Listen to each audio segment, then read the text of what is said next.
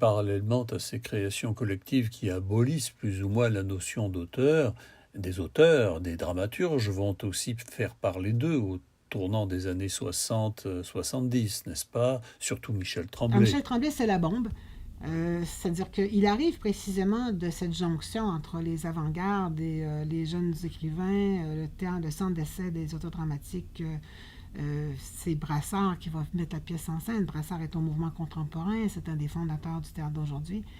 La pièce avait été refusée d'ailleurs au Festival d'art dramatique parce qu'elle était trop vulgaire, disait-on. Elle arrive sur le bureau de Mercedes Palomino qui dit « J'ai rien compris, mais c'est bon, je l'apprends ».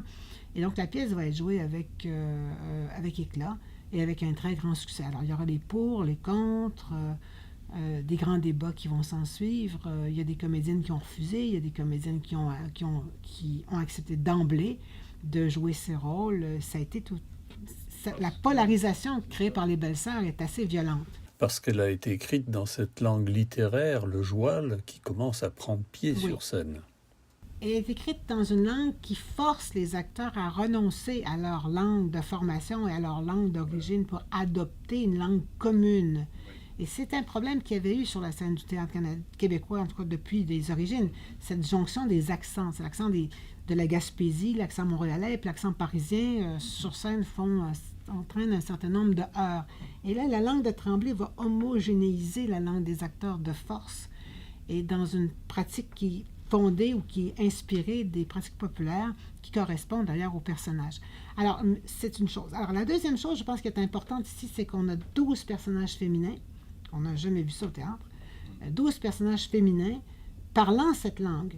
Dans toutes les pièces antérieures, on va trouver des personnages qui parlent ou qui utilisent des langages populaires depuis le 19e siècle, mais c'est toujours les personnages masculins. Les personnages féminins ne parlent jamais cette langue. Et là, chez les belles-sœurs, c'est 12 femmes qui parlent cette langue, et c'est 12 femmes qui parlent de leur vie dans la famille et qui la remettent en question dans une forme qui est très, très sophistiquée, qui est celle qui emprunte en fait à la logique de l'opéra, la création des chœurs, à la fois l'opposition entre les dialogues, les monologues, les chœurs, et l'articulation de ces diverses formes extrêmement efficaces. Et avec un succès considérable. La pièce va être constamment reprise, elle est jouée à l'étranger, elle est traduite dans toutes les langues, et toujours pour mettre en valeur précisément cette jonction à la fois des accents, des classes sociales et des personnages féminins.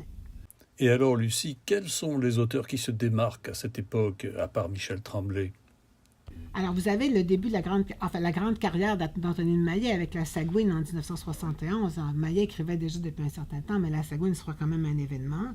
Vous avez des carrières complètes comme celle de Jean Barbeau, d'André Ricard, qui sont effectivement dans les années 70, qui vont emprunter diverses formes. On pense aux baignures de Jean Barbeau. On a la vie exemplaire d'Acide Premier, Le Faramineux, de André Ricard.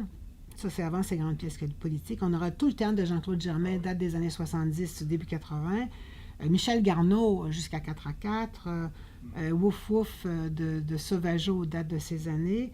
Et les premières pièces féministes à partir de Bien avant Marquise, de Marie Savard en 71, qui vont évidemment arriver à la création des Faits en soif en 78 de Denise Boucher, mais à travers aussi La Nef des sorcières un peu plus tôt, qui est un collectif sur la scène du TNM.